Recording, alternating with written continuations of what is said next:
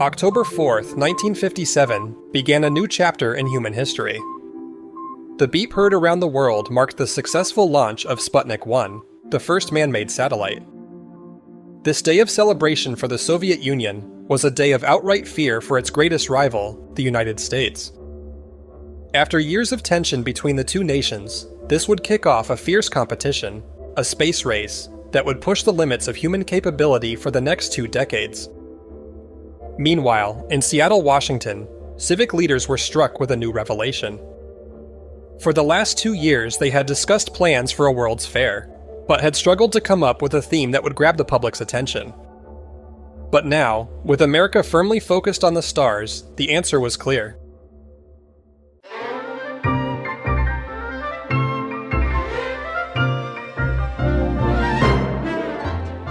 With this in mind, the World's Fair plans were reworked into the Century 21 Exposition. This would be a futuristic showcase of American technology and space-age design. The most striking feature of the fair would be a stylish 600-foot-tall structure called the Space Needle. When completed, this architectural icon would be the tallest structure in the western United States. Equally ambitious would be a working monorail system, which would carry people from the city center to the site of the World's Fair. But this would be no amusement park ride, it would be the first urban monorail in the United States. In its most basic form, the concept of monorail dated back well over a century. Only a handful of examples had ever been built around the world, and even fewer had found any practical application.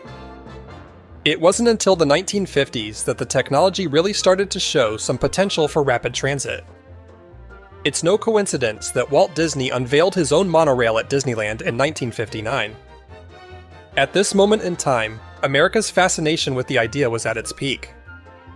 Transit planners around the country were serious about building monorail systems on a large scale. And now, Seattle would be the first US city to showcase this technology in a real-world setting. Multiple private firms submitted bids to build the monorail, and in April of 1959, the contract was awarded to the Lockheed Corporation. Using their experience in aircraft design, Lockheed engineers designed sleek, fully automated monorail trains to carry passengers at 60 miles per hour. However, with the World's Fair being delayed by a year, and with disagreements about who should actually pay for the monorail, almost a full year passed without any progress. In February of 1960, the fair's organizers were approached by the Alweg Company of West Germany. Alweg had recently risen to fame from its role in building the Disneyland monorail. Now they were looking to bring this technology to the US transit market. Alweg's pitch to Seattle was simple. They could build the 1-mile monorail line at no cost to the city. If it didn't pay for itself over the course of the World's Fair, Alweg would dismantle it at their own expense. Lockheed couldn't compete with this generous offer, and in March of 1960, the contract was handed over to Alweg. Groundbreaking took place in April of 1961, and over the next year, construction crews erected concrete pillars and beamways along Fifth Avenue. The 2 trains were constructed in Alweg's facilities in West Germany, and were shipped to Seattle in early 1962. By March, the system was fully operational, and it was open to the public for preview rides. When the fair finally opened on April 21, 1962, the monorail had already carried nearly 200,000 riders. Its popularity lasted over the coming months, and this didn't go unnoticed. Transit planners from around the world flocked to Seattle to see the monorail in action, and took this valuable intel back to their home cities. By the time the exposition ended 6 months later in October, the monorail had carried well over 7 million passengers. Better yet, Alweg's prediction had been correct. The system had fully paid for itself, and then some. The technology had proven to be efficient, quiet, cost-effective, and popular with the general public. The world was at the dawn of a transit revolution, and Seattle was surely the city that would lead the way.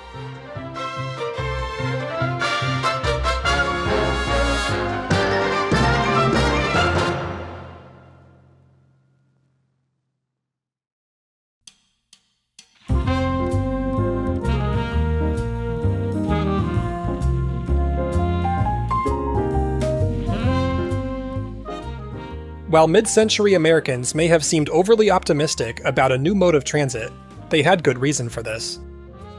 The last few decades had seen a historic increase in car ownership and massive investments in new roads and highways. Electric streetcar systems, which had once been a staple of US cities, were now seen as antiquated. Most of these were torn out completely and replaced with modern buses. Buses were praised for their versatility, as they could reach all corners of the city without needing expensive infrastructure. But with more vehicles hitting the road every day, traffic was becoming one of the worst parts of everyday urban life. Buses were not only contributing to the problem, but their passengers were getting stuck in the same traffic as everyone else. This is why monorail was so appealing. These trains could glide above city streets, running at full speed without being slowed down by the traffic below. With most cities now needing to rebuild their transit infrastructure from scratch, monorail certainly seemed like a viable option. A few months after the Seattle World's Fair, transit expert Marmion Mills suggested that the monorail should be expanded. By building new transit lines across the region, the monorail could connect the city center with outlying cities, as well as Seattle-Tacoma Airport. He suggested that a north-south line could serve the most densely populated areas, running as far north as Mount Lake Terrace and as far south as Kent. This could be complemented by branches running east and west, connecting areas like Redmond, West Seattle, and Renton. Mills was by no means the first person to propose a monorail network for Seattle, but this serves as a good example of the ideas being thrown around at the time. The problem was that monorail was still an unproven concept at this scale. Seattle and many other cities were excited to get building, but more often than not, these projects were deemed too much of a financial risk. In fact, the only city investing in the idea was on the other side of the globe. Officials in Tokyo, Japan had approved the construction of an 8-mile monorail line connecting the city with Haneda Airport. This was built to handle the influx of visitors that would soon arrive in Tokyo for the 1964 Olympic Games. When it opened to the public in September, it was the first urban monorail of the modern era. Back in the States, transit planners in San Francisco were getting underway with a historic project of their own. While they had considered monorail early on, they had now settled on a metro rail system called BART. This would have a more traditional steel rail design, but would be truly modern with high-capacity, computer-controlled trains. The linchpin of the network would be a 3.5-mile tunnel under the San Francisco Bay. By all accounts, this was one of the largest infrastructure projects in the Bay Area's history. Back in Seattle, transit planners were inspired by the BART concept and began studying its feasibility for the Puget Sound region.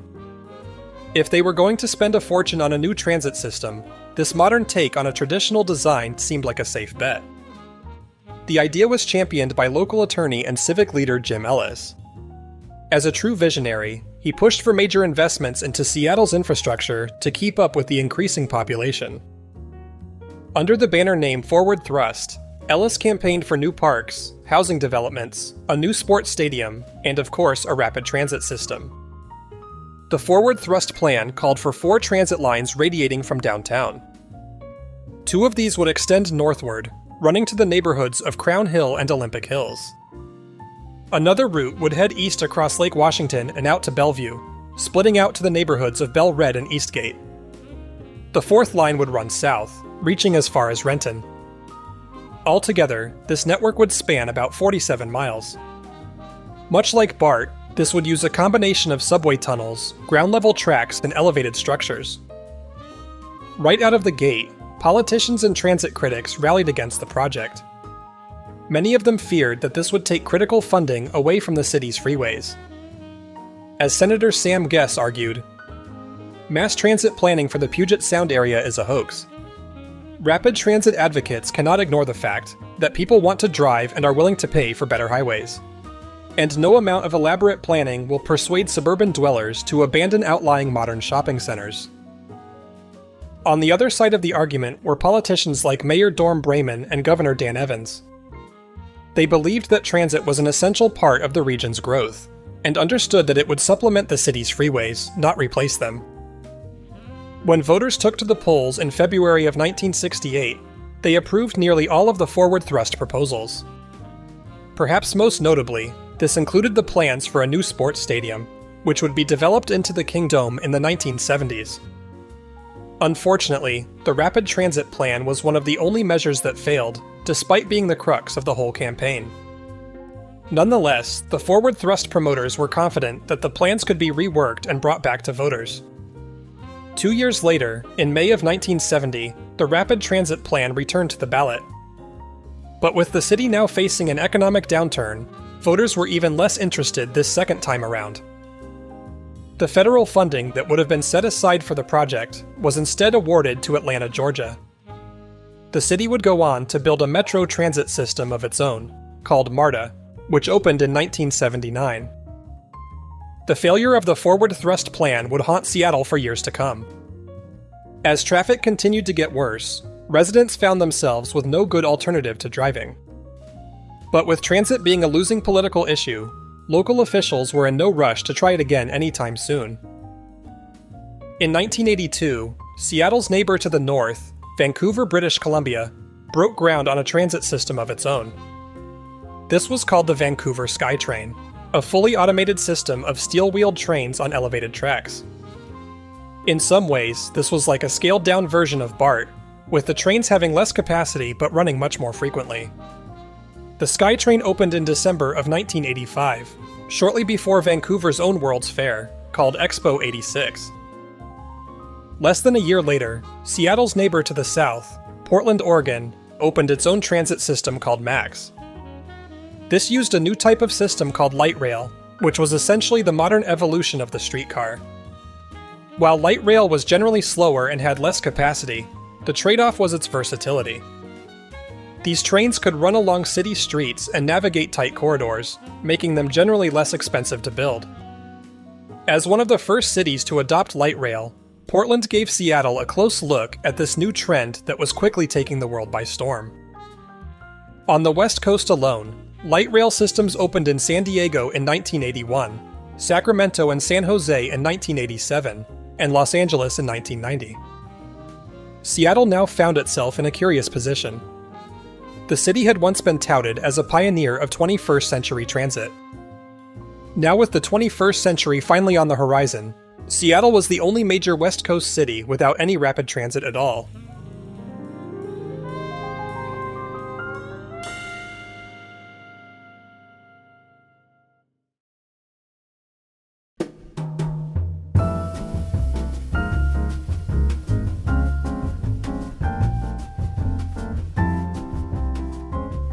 Even as US cities had learned to reinvest in rapid transit, monorail systems were conspicuously missing.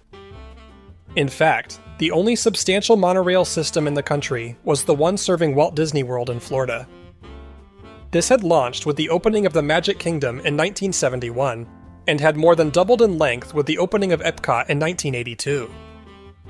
While this was obviously not a real-world urban setting, its ridership was on par with many other transit systems around the country.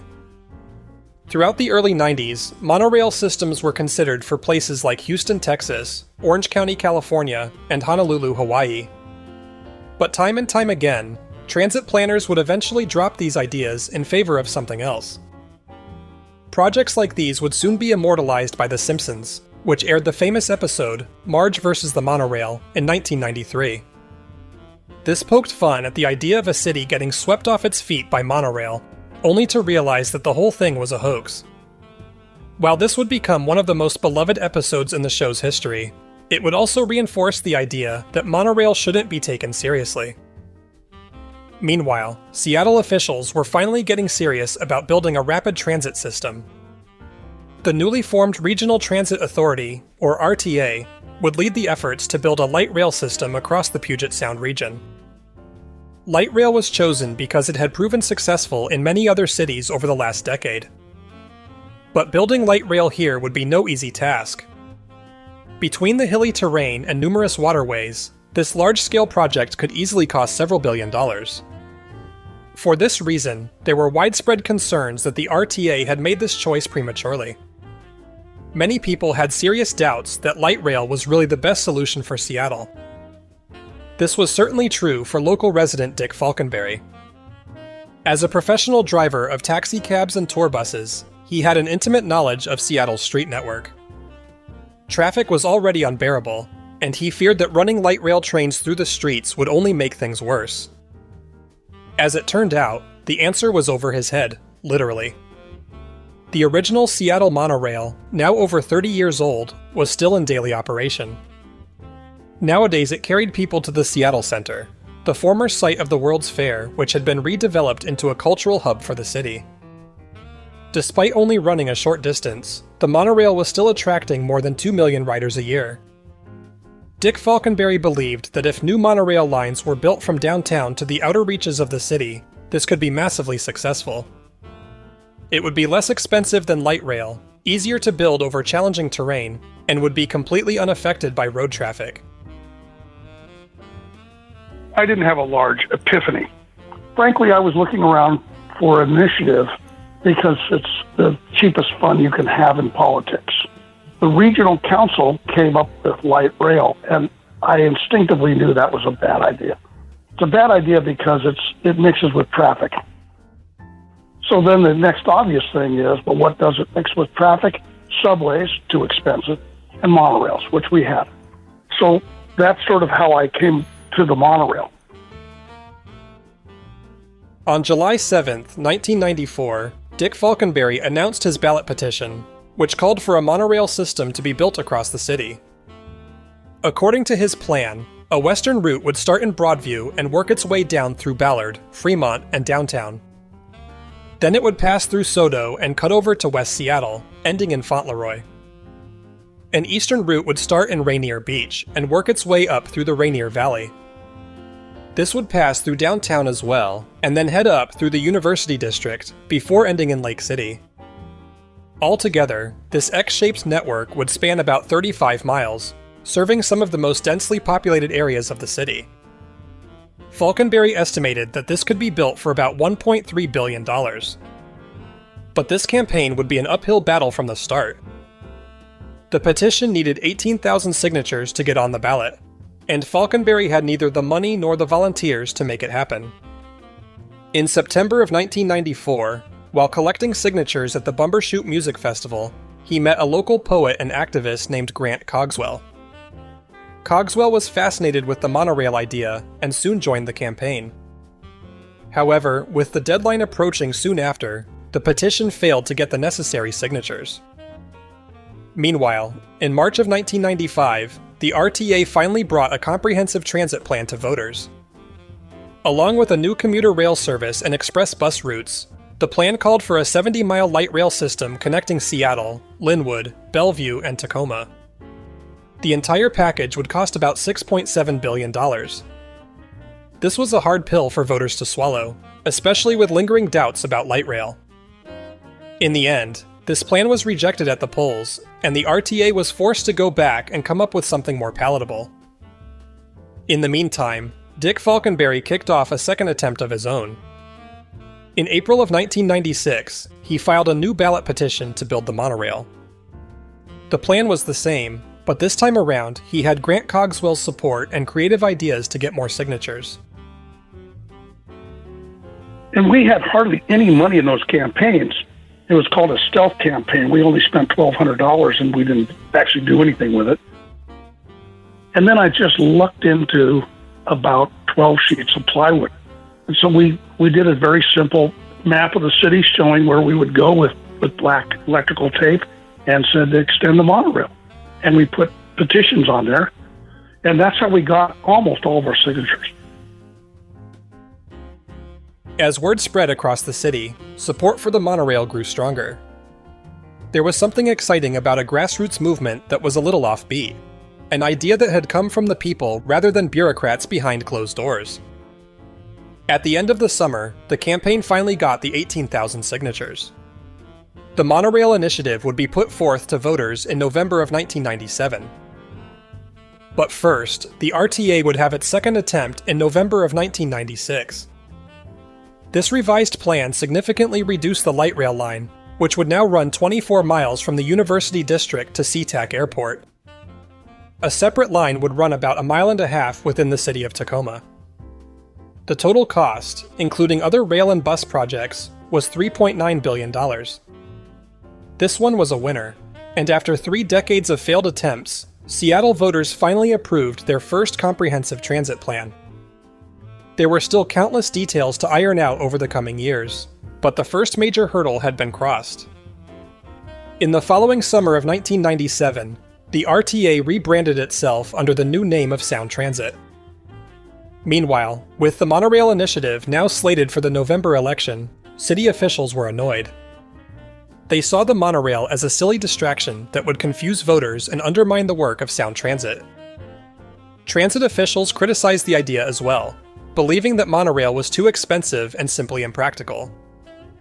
As Sound Transit board member Greg Nichols told the press, "People like the monorail. They like children and puppies in the monorail. But there are significant technical problems, which is why there aren't more of them."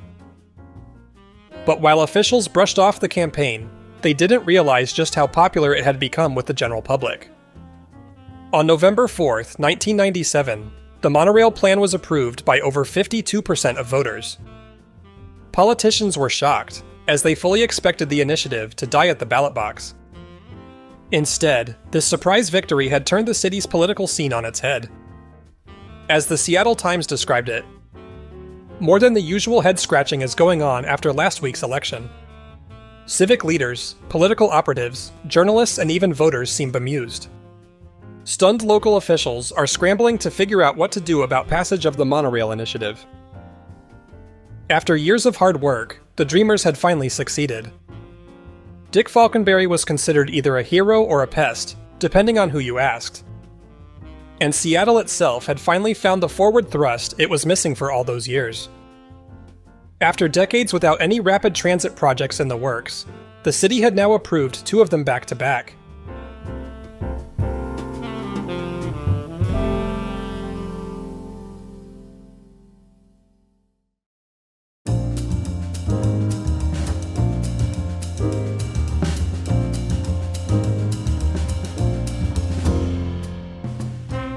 With the monorail plan now approved by voters, the first order of business was to create a public agency to manage the project.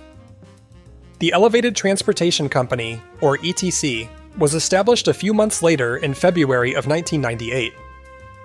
Its 12 board members were appointed by Mayor Paul Schell, Governor Gary Locke, and City Council President Sue Donaldson. However, with most city officials being against the monorail, there was a real fear that they would fill the board with critics who would shut down the project from the inside. Dick Falkenbury had assumed that his role with the project was over, but it wasn't long before he was roped back in. And then I had a sit down with a political operative, and he said, "Dick, you have to be on the board, because if you're not on the board, they're going to say the fix is in." There were a number of people who were on the board to kill it. And if I had not attended every meeting, somebody would have raised their hand and said, "This is going nowhere. I make a motion to shut it down." One of the ETC's first tasks was to answer a burning question. How would Seattle pay for the world's largest monorail system? As it turned out, many of their answers would be found in Las Vegas. A few years earlier, in 1995, a 1-mile monorail line had opened between the MGM Grand and Bally's resorts. While this was little more than a tourist attraction, the city was now discussing plans to expand it into a proper transit system. Based on the costs of the Vegas monorail, the ETC figured that the Seattle system could be built for about $35 to $50 million per mile. When comparing this to a light rail system built at ground level, monorail was about 40% more expensive. But realistically, most of the Seattle light rail line would need to be built above or below ground. In these cases, monorail had the upper hand, being around 40 to 60% cheaper depending on the situation. What's more, the Vegas project showed that monorail could be enticing to private investors. It had been built entirely with private capital, and the future expansion was planned to have a mix of private and public funding. The ETC decided that this would be the best path forward for Seattle as well. In the spring of 1999, numerous private firms showed interest in the monorail project, but 2 stood out among the rest. One of these was Hitachi, a Japanese conglomerate that was the world leader in urban monorail systems. Hitachi had built the Tokyo Haneda line back in the 1960s. In more recent years, they had built 3 more systems in Kitakyushu, Osaka, and western Tokyo, with a 4th one underway in Okinawa. The other major player was Canadian firm Bombardier. While they had less experience in monorail specifically, they had a greater presence in the North American rail and transit market. Bombardier had built the new fleet for the Walt Disney World monorail in the late 1980s and early 90s. And in the near future, they would be selected to build the new fleet for Las Vegas as well. But while many companies showed interest in the Seattle project, they were concerned about the lack of support from city politicians. As consultant Andrew Jakes explained, "The problem is that there is no political consensus in Seattle, and that is dangerous. You could spend hundreds of thousands of dollars and get nowhere. I need to feel that something like this would be politically welcome in Seattle. Right now, I don't have that feeling." At the very least, the uncertainties of the monorail seemed tame compared to what was now going on with Sound Transit. In the summer of 1999, the plans for light rail hit a major snag. Because of the tough geography of Capitol Hill and the Lake Washington Ship Canal, the northern section of the line would have to run completely underground. Making matters worse, the soil conditions were so poor that the engineers would have to bore through solid mud. All of this was pushing the project hundreds of millions of dollars over budget. Meanwhile, the ETC was starting to face a financial problem of its own. With no ongoing source of income, they barely had enough money to keep the lights on, let alone to perform the engineering studies for the monorail. Despite their attempts to get more funding, this was refused by Mayor Paul Schell and the City Council. Without this money, the monorail project would be forced to shut down, and city officials were counting on it. After months of legal headbutting between the two sides, King County Superior Court gave the City Council an ultimatum.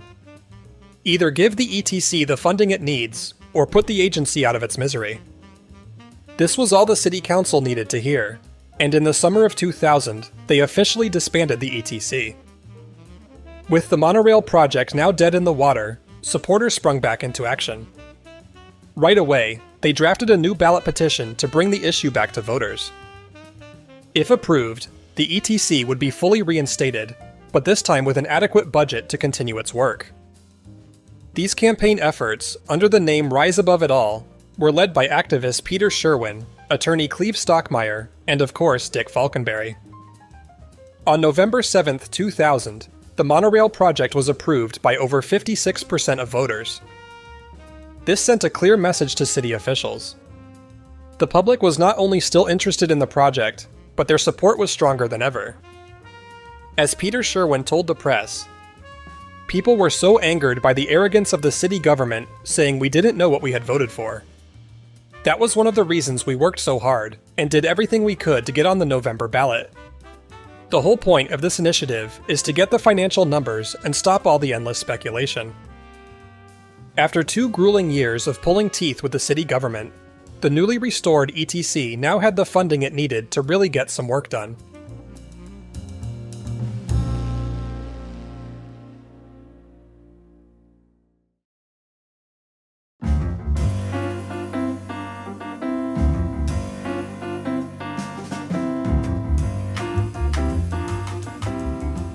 While the monorail project was riding high, Sound Transit was reaching a new low in public confidence. Due to the challenges of building a light rail tunnel, the project was now more than $1 billion over budget and 3 years behind schedule. The public was outraged, and there were growing demands to cancel the project altogether. Because of this, Sound Transit spent the next year figuring out how to salvage the project. Since tunneling north was too expensive, they decided to drop this plan for now and save it for a second phase later on. Instead, they would focus on building the southern leg of the line to SeaTac Airport. Not to be forgotten, there were still plans to build the light rail line in Tacoma as well. This smaller project had its own challenges, but it managed to avoid the outright scandal of its larger counterpart. Groundbreaking for the Tacoma line took place in October of 2000, marking a first tangible step forward for light rail in the region. Meanwhile, with the ETC now fully revived and properly funded, they could develop a comprehensive plan for the monorail. Using Dick Falkenbury's original map as a starting point, They decided that an eastern route was not the best place to start. This would have too much overlap with the light rail project, and they didn't want to step on Sound Transit's toes. Instead, they looked to the neighborhoods on the west side. These areas had been left out of the light rail plans altogether, but had more than enough population to support a rapid transit line. Throughout 2001, the ETC hosted a series of meetings and urban design workshops for the public. Seattle citizens would help guide the decisions on where stations should be built, and which specific route the monorail should take through their neighborhoods. In October, members of the ETC board traveled to Japan to visit several monorail systems around the country. During this trip, they met with Japanese transit operators to learn how these systems were integrated into the dense urban landscape. The first and most important point I think that we would stress is that we learned that in fact monorails can and do work currently in an urban transportation system setting in Japan, and in fact they have done so for a substantial period of time. In the city of Tokyo, there's about 10 miles of monorail and 130,000 people riding that monorail system every day. So we know that it's practical, we know that it's functional, and we know that it's moving people, and that it's a possibility right here in our own city. In the spring of 2002, ETC board members made a similar trip to Las Vegas. The monorail here was now being expanded to 4 miles, and this gave the ETC a chance to study its construction. Closer to home, they also visited the SkyTrain in Vancouver, BC. Here they learned about the logistics of a fully automated transit system, which they were planning to implement for the Seattle monorail as well. The Vegas monorail and Vancouver SkyTrain were both built under a type of contract called Design, Build, Operate, Maintain, or DBOM. Essentially, this meant that a private contractor would agree to a fixed cost up front. Since they were personally responsible for any unexpected costs, it was in their best interest to keep the project on budget and on schedule. This was different from most other public infrastructure projects, which were prone to major delays and cost overruns. With Sound Transit being the obvious example here, the ETC agreed that a DBOM contract would help them avoid these same mistakes. When we went up and met with the folks who built the SkyTrain in Vancouver, BC, they were very strong advocates for the design-build system because it protects the taxpayer against cost overruns.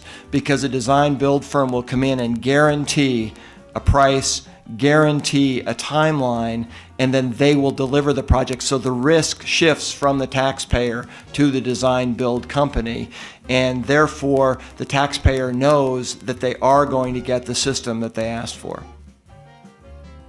In August of 2002, the ETC released their comprehensive report, called the Seattle Popular Monorail Plan. For the first time, this gave a detailed look into several aspects of the project, including where the monorail would run and how it would be financed. If approved by voters in November, this would lay the groundwork for the city's first monorail line. In terms of where exactly the line would run, the ETC's plans were as follows. On the north end, the monorail would start in Ballard, running south along 15th Avenue. It would cross the Ship Canal on a new bridge and continue down through Interbay. Turning east, it would either run around the Seattle Center or through the middle of it, serving attractions like the Key Arena, Space Needle, and Memorial Stadium. From here, the line would run along 5th and 2nd Avenues, making several stops through downtown, including Pike Place Market and King Street Station. Then it would head down through SoDo, serving Safeco Field and the Starbucks headquarters. From here it would turn west to cross the Duwamish Waterway, running over the median of the West Seattle Bridge. Reaching West Seattle, it would make its final approach along California Avenue, ending at Morgan Junction. This 14-mile route, which would soon be named the Green Line, would cost about $1.7 billion. If all went well, the line would be open to the public in 2007. Looking farther into the future, more transit lines could be built to create a monorail network across the city. These would be studied at a later time, but the Green Line would serve as a gateway to these future projects.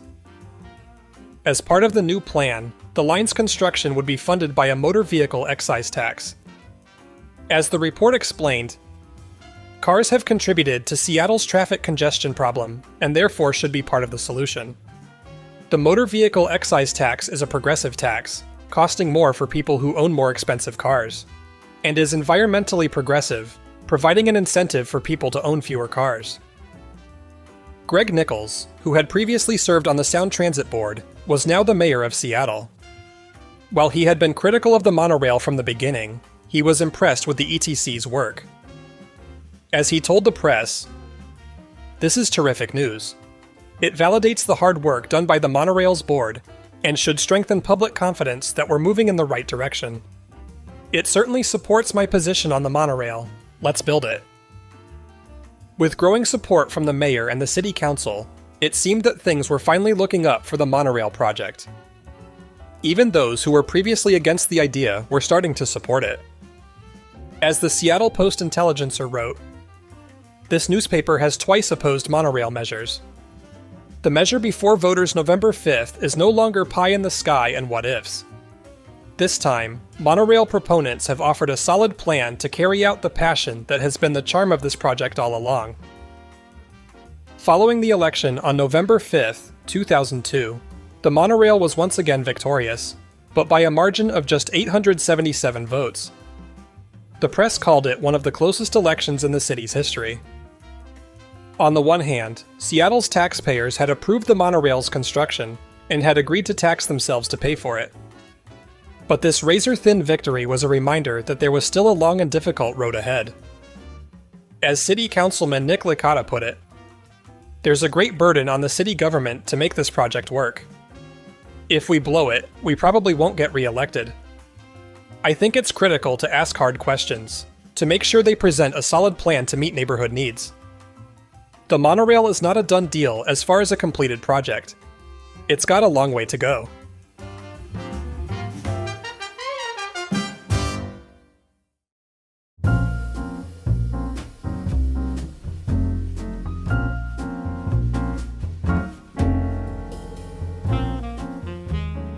As part of the new plan approved by voters, the ETC was replaced with a new agency, called the Seattle Popular Monorail Authority. The agency and the project as a whole were referred to as the Seattle Monorail Project, or SMP. Joel Horn, who had served among the project staff for about a year, was promoted to executive director. Tom Weeks, who had been the ETC's board chairman for over a year as well, would continue this role with the SMP. Dick Falkenbury, who also returned to the board of directors, was concerned about this change in leadership. Over the last year, he had seen an increasing amount of secrecy in the organization. It was getting to a point where he and the other board members were being shut out of the project almost entirely. Falkenbury butted heads with Horn and Weeks, urging for more transparency in the organization. A couple weeks later, there's a very small meeting, a couple of engineers, one staff person. They're talking about something, I can't even remember what it is, some technical thing about building the monorail. So I just went in, sat down, didn't ask any questions or anything, got up and walked out. And so they came to me, Horn and Weeks, and said, "Well, no, you can't do that. You can't be sitting in the meetings." Falkenbury was fed up with this secretive attitude, and in February of 2003, he resigned from the Seattle Monorail project. If the agency's own board members weren't allowed to know what was going on, he knew this didn't bode well for the future of the project. Meanwhile, as the route of the Green Line was being finalized, there were major concerns about the Seattle Center. Many people felt that running a monorail through here would detract from the beauty of the space. They wanted to keep the transit line around the edges of the property instead. Others argued that building directly through here was more financially responsible, as it would save millions of dollars in construction costs. Another issue was that the Green Line would overlap with the route of the historic monorail. The tentative plan was to demolish the old system to make way for the new one. But many people were appalled at the idea of removing this piece of Seattle's history. To settle the debate, the city designated the old monorail trains as a historic landmark. the SMP would be allowed to demolish the old tracks to make way for the Green Line, but the historic trains would be preserved. As these debates waged on through the summer of 2003, the SMP received some troubling news. The vehicle excise tax was bringing in about a third less revenue than they had expected. This was their only source of funding for the project, so a shortfall like this could have serious consequences. Making matters worse, the board of directors had been given no warning about this. As the Seattle Post-Intelligencer wrote, some Monorail board members complained that they had to learn the news from outside sources and media reports. Joel Horn and board chairman Tom Weeks are convinced that the revenue problem is not only manageable, but is also potentially short-lived. Time will tell. Most importantly, the board must be able to trust that staff is giving them the news, good or bad. Lost revenue can be adjusted for. Lost trust cannot. Not great news that you have less revenues than you expected, about a third less. What's going to have to be cut in this project to still do it? We've still committed to open the system in 2007 and to build the full 14 miles from Morgan Junction through downtown, serving the stadiums, Seattle Center, and on out to 85th and Ballard. So the full 14 miles will be built.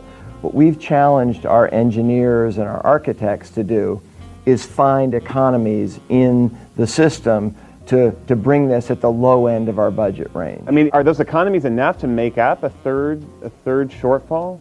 Well, we think so. We're working to do the final costing right now, and it will depend on some key decisions that the board will have to make in discussions with the public over the next few months. With the financial concerns mounting, the agency started looking for ways to cut costs. First and foremost, they decided to slim down portions of the Green Line to a single track. Generally speaking, having two tracks allows for trains to run freely in both directions. A single track is cheaper to build, but it forces trains to take turns when traveling in opposite directions.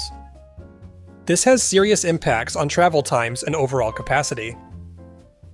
When these concerns were brought up to Joel Horn, he suggested that commuters could avoid taking the monorail during rush hour, or perhaps they could just take the bus. Statements like these seemed to completely miss the point of why they were building a rapid transit system in the first place. To further cut costs, the SMP planned to eliminate the station at Safeco Field. This was heavily criticized by the Seattle Mariners and baseball fans across the city. The Mariners' legal team wrote a scathing letter to the SMP, which read, "Based on the monorail's own ridership estimates for baseball fans, any reduction in ridership casts serious doubts on the project's financial viability. The additional loss of farebox revenue due to the loss of ballpark ridership will only exacerbate the monorail's financial problems." In response to the backlash, the SMP quietly added the Safeco Field station back to the map. Ironically, while the monorail project was becoming more controversial, Sound Transit was finally trending in the opposite direction. In August of 2003, the Tacoma Link light rail line was open to the public. Less than 3 months later, construction would begin on the central link between downtown Seattle and SeaTac Airport. While Sound Transit would continue to face its own political tensions in the coming years, they were slowly but surely rebuilding the public's trust. Meanwhile, the SMP was facing a new kind of opposition. A citizens group called Monorail Recall announced a new ballot initiative, which would ban the SMP from building over Seattle's public streets. If approved by voters, this would effectively kill the monorail project. As the Seattle Weekly wrote, "It's time to stop the people's boondoggle. Big transportation projects like the monorail usually start out well, and then devils emerge from the details. The system as planned now is less good than the one drawn on the slate of our imaginations. As it progresses, it will become more problematic and more expensive." In the summer of 2004, the SMP officially opened up the bidding process to private contractors. By now it was widely understood that Hitachi and Bombardier were the only qualified contenders. Generally speaking, they came to the table with two different design philosophies. Hitachi specialized in trains where the floor sat completely above the drive wheels. This offered greater capacity and allowed passengers to walk freely throughout the train. The trade-off was that these vehicles were quite large, and many people didn't like their bulky design. Bombardier offered trains with a low-floor design, allowing them to be smaller and more streamlined. The compromise was that each car had to be its own isolated unit. This reduced the overall capacity and forced passengers to stay within a single cabin. As the two companies prepared to submit their bids, it didn't take long for problems to arise. Bombardier's two main partners soon dismissed themselves from the project. This was in large part because of issues they were dealing with in Las Vegas. Engineering challenges had delayed the Vegas monorail's opening by 6 months. Soon after opening, it would have to be shut down again after pieces were literally falling off the trains. With the loss of their major partners, Bombardier announced that they were pulling out of the running for the Seattle Monorail project. This would leave Hitachi as the only bidder, which was problematic in its own right. As City Councilman Richard Conlin explained, "A single bidder has an enormous opportunity to manipulate the process and dictate their own terms and conditions. It's pretty hard to do a competitive process when you only have one competitor." Hitachi submitted its bid soon after, though the SMP would keep the details confidential while they worked out a final agreement. In the meantime, the monorail recall campaign was only gaining more traction. With the prospect of being asked yet again to keep the monorail going, voters were starting to feel fatigued. As the Seattle Weekly wrote, "So how many times are we going to vote on this thing anyway? We need to stop judging the monorail by the degree to which it does or doesn't make us feel good, and treat it like any other major civic project. And that means not making it a beach ball to be bounced back and forth at the ballot box." On November 2nd, 2004, the ballot box was opened once again. With only 37% of voters supporting the recall, the monorail would live to fight another day. Despite the increasing skepticism, most Seattle residents still felt that the project was worth pursuing. And with the construction contract being finalized soon, it was looking like this years-long dream would finally become a reality.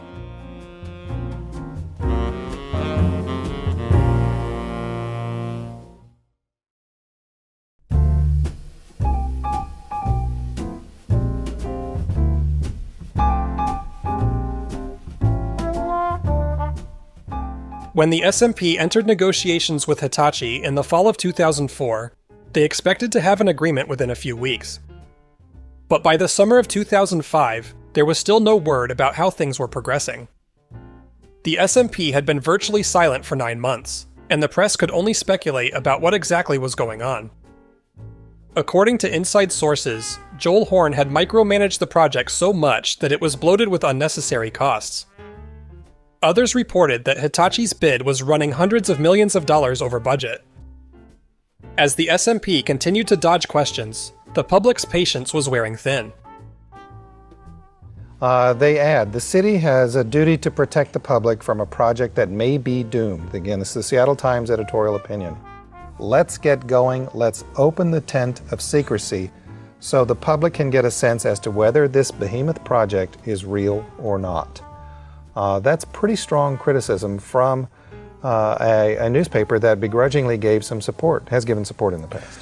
When you get to the other part about the tent of secrecy, these aren't secret negotiations. Everyone knows they're going on. It's not secret, it's private.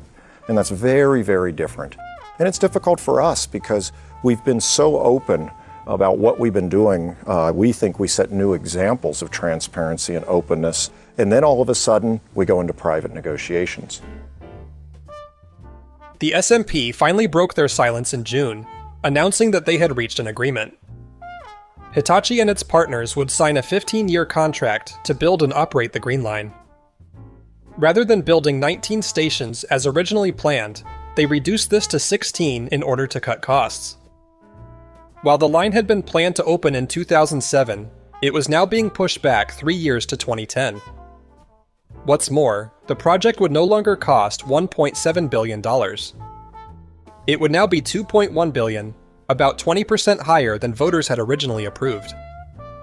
These changes only brought more criticism to the project, but at this point it looked like things were finally moving forward.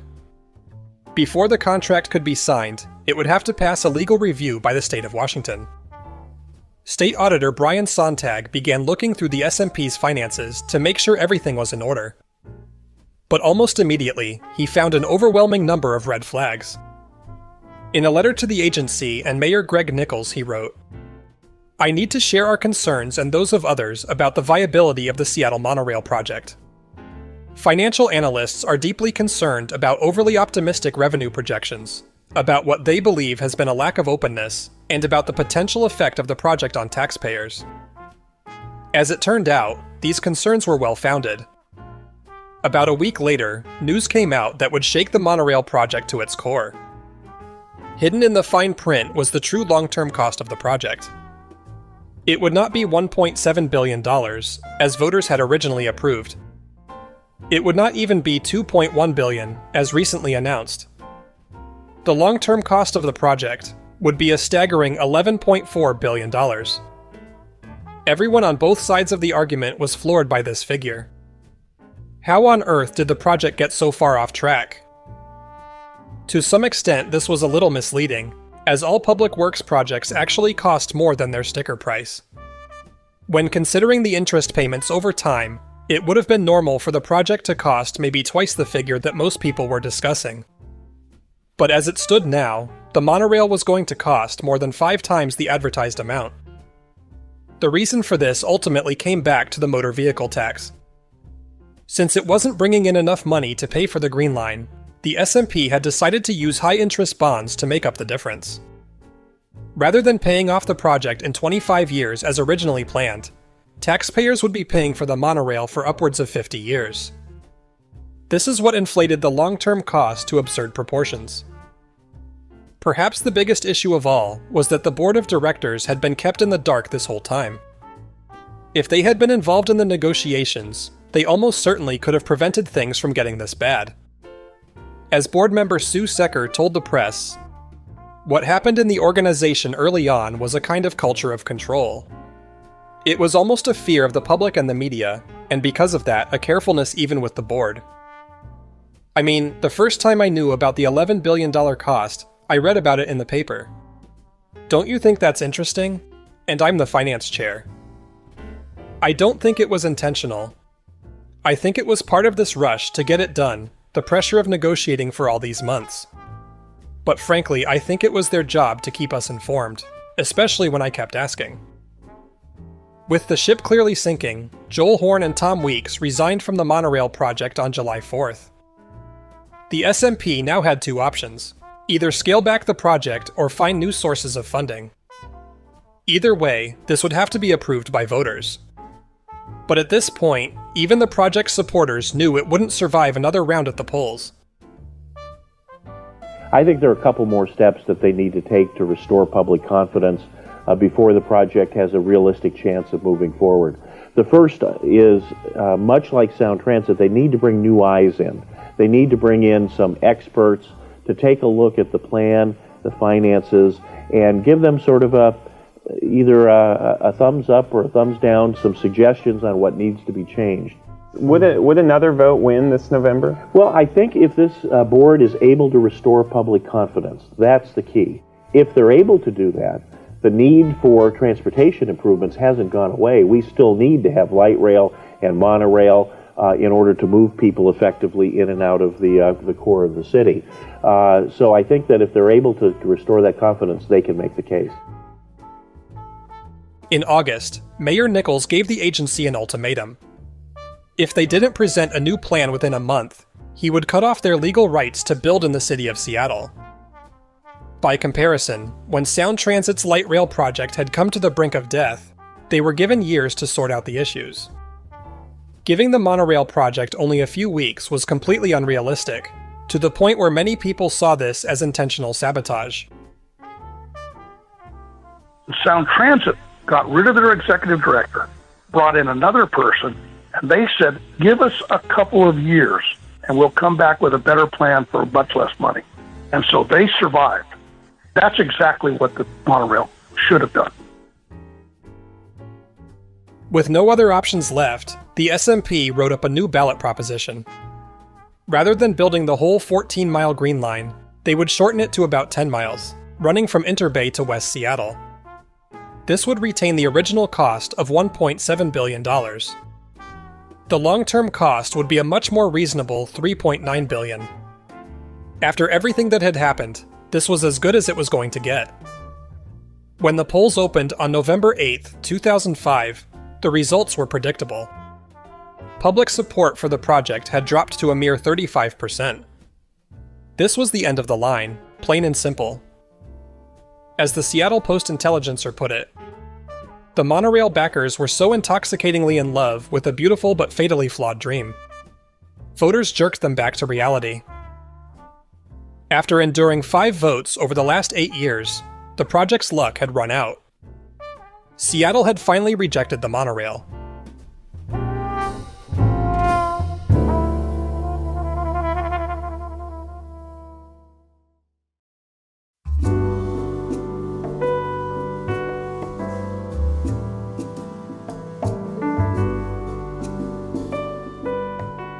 On November 26, 2005, less than 3 weeks after the final election, the Seattle Center monorail had a major accident.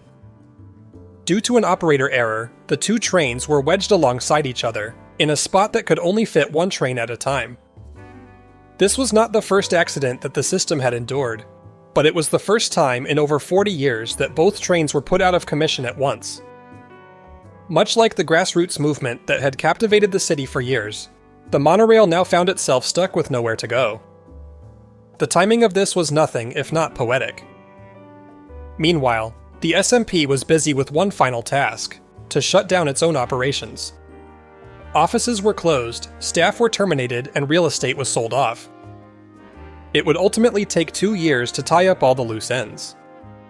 When the dust finally settled, the city's residents had paid $125 million for a transit system that would never be built. You might say that the Seattle Monorail project was killed by hubris, that its promoters were blinded by their own arrogance and chose to ignore the issues.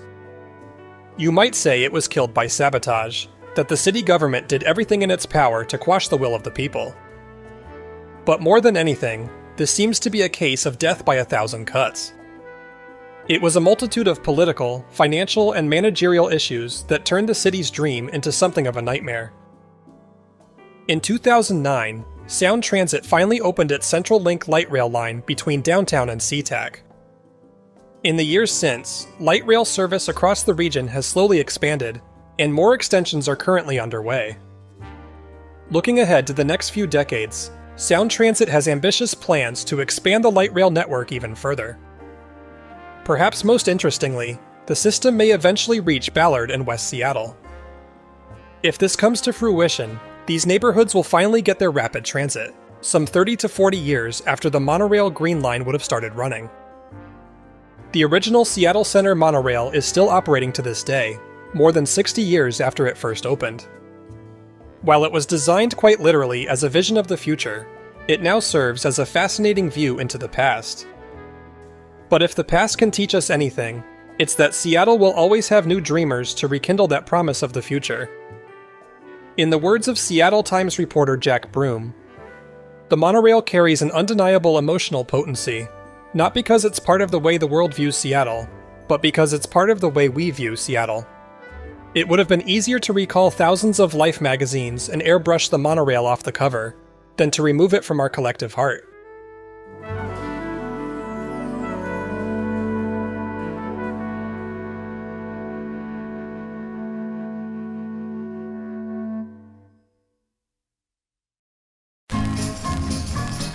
Meet me in Seattle at the fair. If you wanna meet me, I'll be there. I will be your guide, you will be my doll. We will have a ball. Remember, if you wanna hug me there. If you wanna kiss me there. I'll be waiting to start that celebration. Meet me in Seattle, that's where I'll be at. I'll meet you in Seattle at the fair. If you fail me, I'll be blue, gonna ride that monorail with you. Meet me in Seattle, that's where I'll be at. I'll meet you in Seattle.